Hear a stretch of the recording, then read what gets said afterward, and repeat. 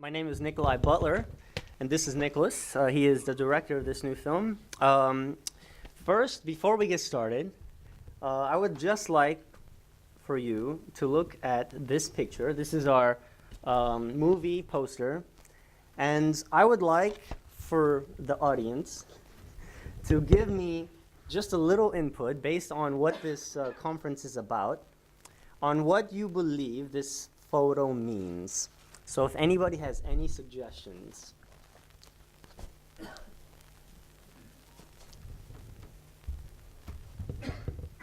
Leadership, run bigger. Okay. Potential. Make yourself and see potential. Okay, so we see a little pawn who looks in the mirror and sees something that is bigger. Dreams, okay. So Over there. Overthrowing something that once was. yeah, very good, very good. Yes, It could also be the delusion of imagining oneself to be more important than you actually are. exactly. So we have here something that's very positive, someone who's seeing a potential in something that's can be a little bit negative, absolutely. And that's what the film is technically all about, in a way. So we have here Niclas Engelken. He is the director of this film, and he is going to give a speech about the more practical elements of the film. I just would like to know, when I first met Niclas, he didn't know any English. So this is like his first time ever speaking in front of you, so you're going to have to judge his level of Englishness, and it's practically as good as yours and mine. And then I hand it off to you. You can go. I'll go sit down. All right, ladies and gentlemen, as Nicolae had mentioned, I'm the director of the upcoming movie, The New Archbishop. In this film, we will talk about issues commonplace in our time, that being how strong the force of social media is on the opinion of the common voter. The film aims to question politics of our time, as well as the social pressure from media platforms that gives us information about our leaders. This topic was discussed a great deal of time by Nicolae and I, and I'm more than sure that there are lots of people who are also interested in this topic. And this is why we believe this film is going to be a success on the premieres. If I can please gain your attention for a little while, let me explain you how we developed this ambitious idea. First of all, there's myself. As a true German, grown, raised and born on the countryside in a small village with a name I'm sure nobody remotely knows, I read little to no books. I spent my youth watching American movies and YouTube videos, wondering what the outside world would look like. It was this time where I developed my dream to make one day my own movie. I was always fascinated with the art of human expression, and I think that film is nowadays one of the best ways to express and reach a big amount of people at the same time. However, many of you may know that it's not easy at all to make your own movie. You need a whole crew that works good together, you need all the equipment from the cameras to the lights, you need location, costumes, and things you don't even think about in the first place, like food for the staff, transportation, and places to sleep. Besides this, it's very important to have a fixed goal and a clear vision. You need to know exactly what you want to do, where you want your project to go, and what to do if problems occur. You need to know how to manage your staff, how to motivate them, but most importantly, how to make an abstract idea into a very real thing. I thought if I can master all these elements, I can make a product which exactly shows my idea how I want it to. Sitting in my little village, thinking about all that, it seemed for me practically impossible to do all this.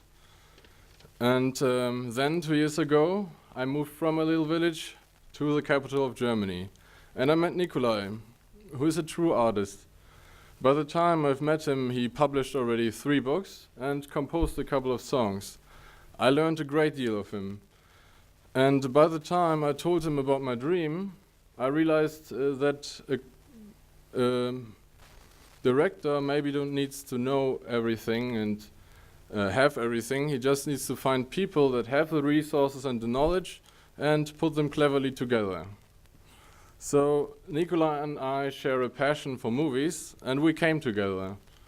We spent endless evenings discussing and developing ideas, and after 1 year and 5 different storylines, we finally developed an idea I was completely satisfied with. Still, the question remains, what is my vision and what do I want to present to the audience? Well, in the beginning, I just wanted to create a great movie because this is something I enjoy to do. I never really thought about what exactly I could express. For me, it was more in experimenting with the ideas I already had in my mind. Then, after moving to Berlin and meeting Nicolae, I developed, like a true German, a taste for reading and writing, and a good understanding for news and events that happened around me. So, feeling more engaged with all the things that was happening, I felt some sort of obligation to use my artistic ambition to express a fear I had about people. I suppose I never really thought about how much biasness some people have amongst everything they encounter, especially in topics like politics or other people in general. Coming from a small village, I encountered the shocking biasness people have in their political opinions and amongst other people from complete different cultures. I wondered how these people look like when they make up their minds, and how they look like when they say things they really believe in without ever considering the perspective of someone else. I wondered what would happen if you show those people what they are actually doing. And this was the beginning of my inspiration for this film. In the new Archbishop, which is set in the 17th century, we have an election. The Chancellor of Germany, who was at that time the Archbishop of Mainz, dies as a natural result. So the Prince-Electors of Germany come together to discuss who shall become the new Archbishop. And the whole movie will take place in only one room, and everything will happen in less than 1 day. We will see a lot of dialogue, and the characters will discuss everything they have in mind, from the concept of power to the value of age and making decisions. As the movie continues, the dialogue gets more and more intense, and each of the characters try to present himself in a unique way, until we reach a shocking ending. So overall, we will have an entertaining movie which is full of good dialogue and developing characters. It will be rather short, around 40 to 50 minutes. On a deeper level, this movie is darker than it seems. When one looks at the Grand Budapest Hotel by Wes Anderson, it seems in the first view friendly, colorful, and even funny in some points. But if you realize that this movie is really about the Holocaust, it gives it a complete new outlook. This will be also for the new Archbishop. It will be interesting, captivating, but if you take a closer look, you see that it's about the ignorance of people, about false information, and about the polarization of beliefs. I want to show how far are some people willing to go just to be right. My aim is to show the different arts of biasness people have, how they act, what they say, and what they think. Because sometimes it's very difficult to understand for a person what they are actually doing until someone shows them. This movie will be my way to show the deeper thoughts I developed since I moved to Berlin, and I hope to inspire people to take a closer look at themselves and make them question who they are and how they act towards other people. I will now hand over this presentation to Nicolae, who will discuss in further detail the political, the social and philosophical aspects of this movie. I want to thank each one of you for your time and for your patience in listening. And now, Nicolae.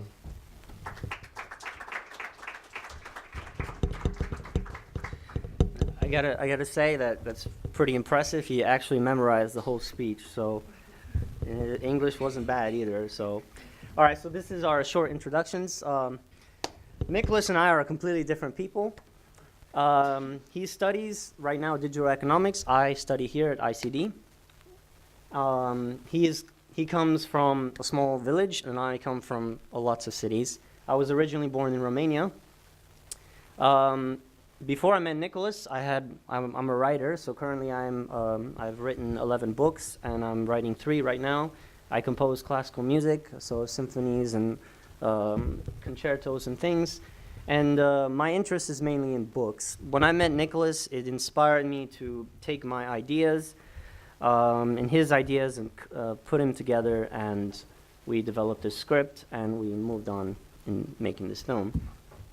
So the film, as Niclas had pointed out, is on a really deep concept. So we live in quite an interesting times right now. Coming from the United States, I was the election supervisor for the city of St. Louis.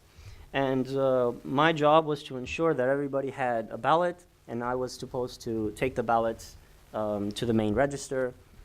And on my way as being a supervisor, I would constantly ask people, how do you vote? What encouraged you to vote? What brought you here to the ballot to vote?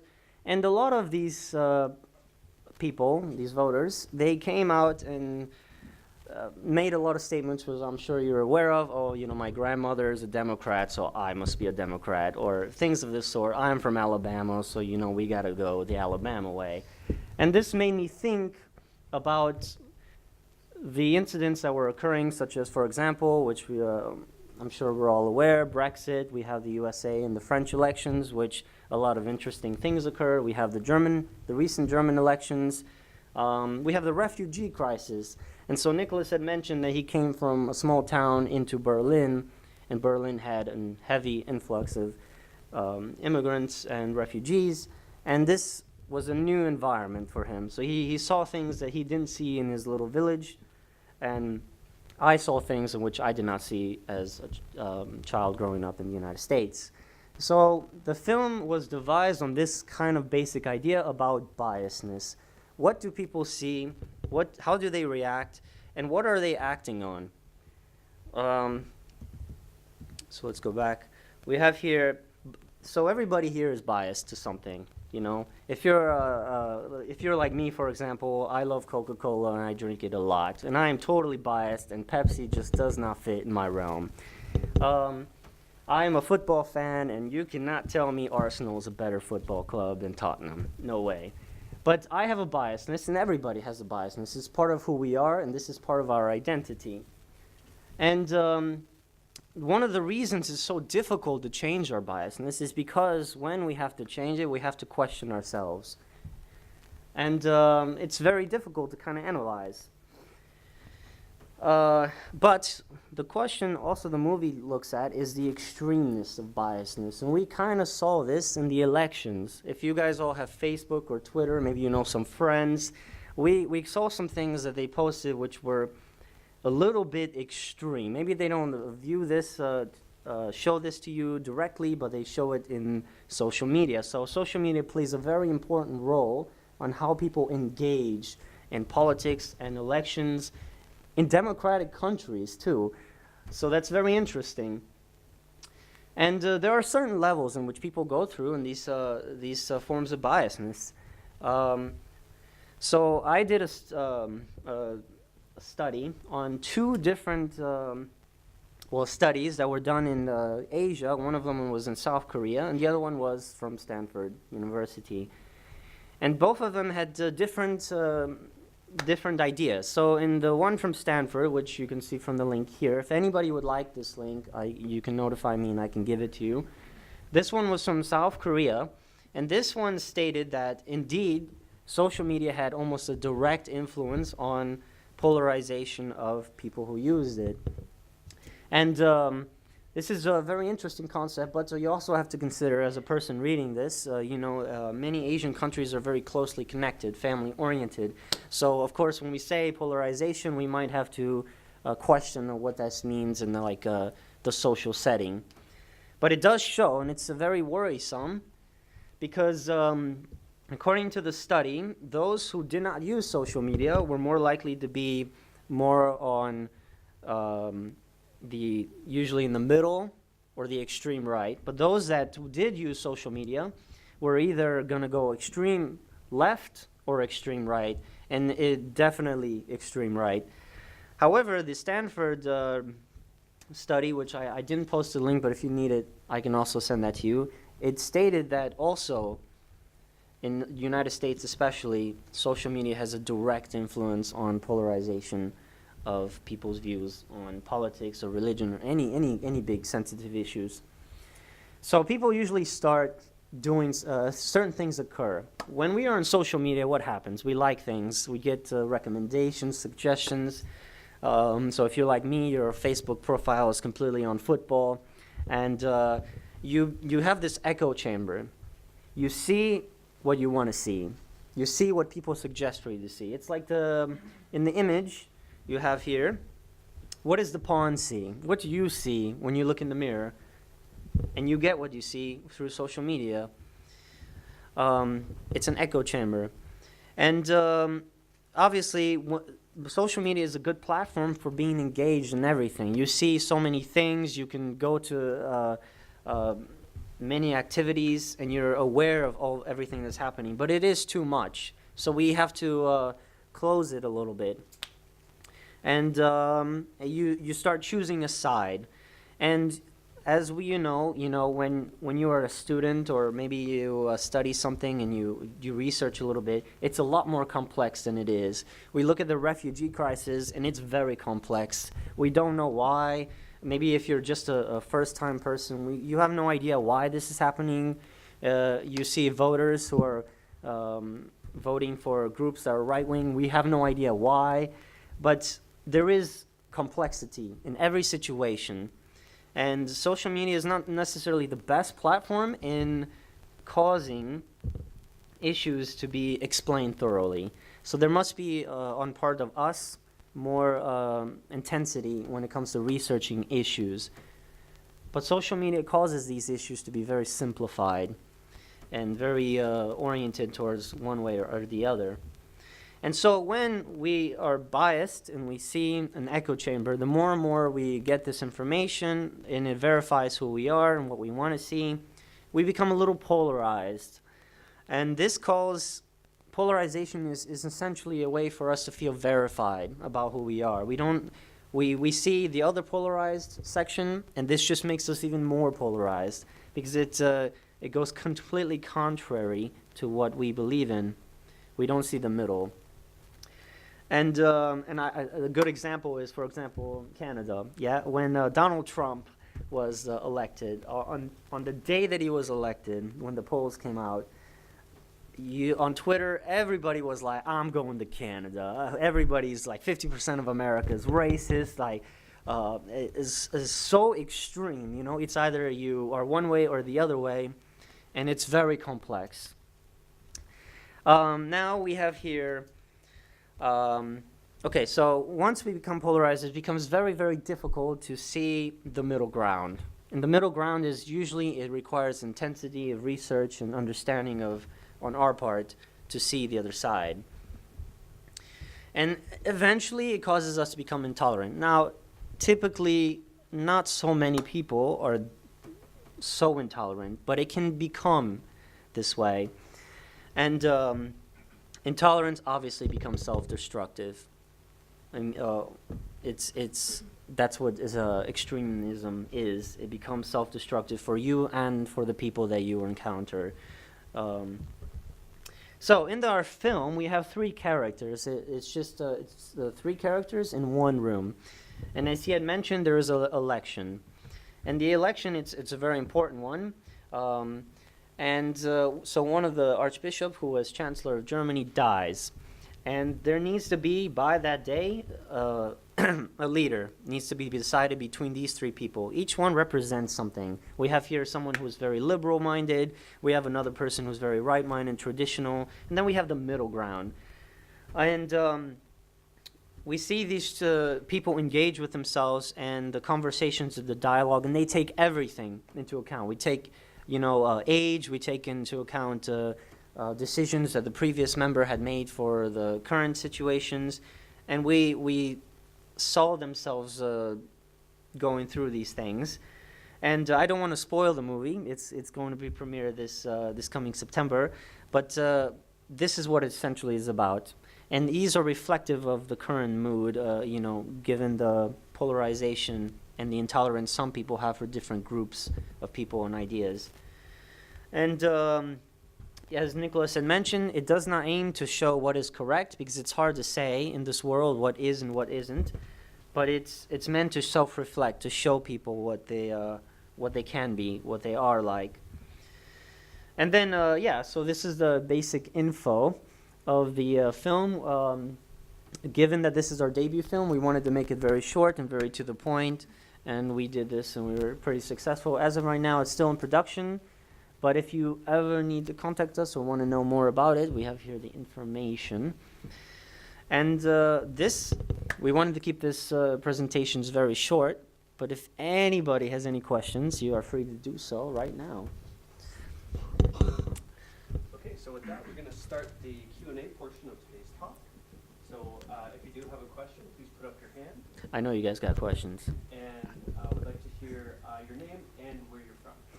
Okay, so let's start right here, please. I'm from Ukraine, and we're wondering where you will represent, where you will show the movie, maybe some festivals or what's the... Yeah, so right now we're getting in contact with a lot of people, and tomorrow, for example, we're going to go to the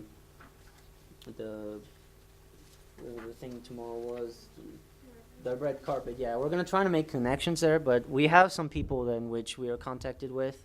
The person who is the cinematographer of this film is well connected to these festivals as well. So, but personally, I'm not sure, because we're not finished completely with the film. But that's for post-production. Yes. Yes, in the front. Hugo from Brazil. Uh-huh.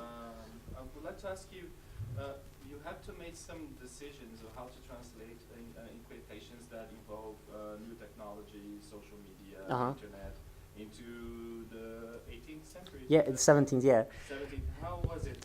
Could you talk a little bit about some things you chose? Yeah, that's a very good question. I think that we went through the script so many times.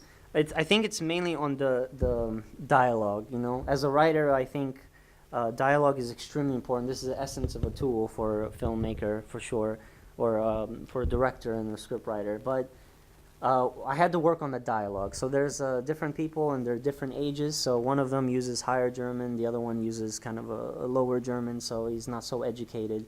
And also status, so like one is definitely from a royal family, the other one has risen from a more impoverished beginning. And so I all these things, which it comes out, and it comes out naturally. Because, it's interesting, when you meet a person, they can be very friendly, but once you get to know them more, more things show. And I think in the movie we do this through the actions of the persons. They show this. And so the social media and the way that we approach social media, it can be addressed through this. So yeah. Yes, Micah. It's in the back. I have my So from what I've heard, it says it's going to be 3 male characters. Yes.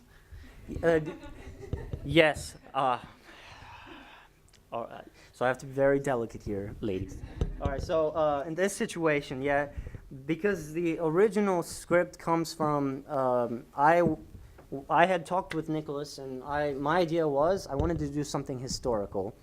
something that has never been made. So there has never been a movie in Germany ever made about the prince electors.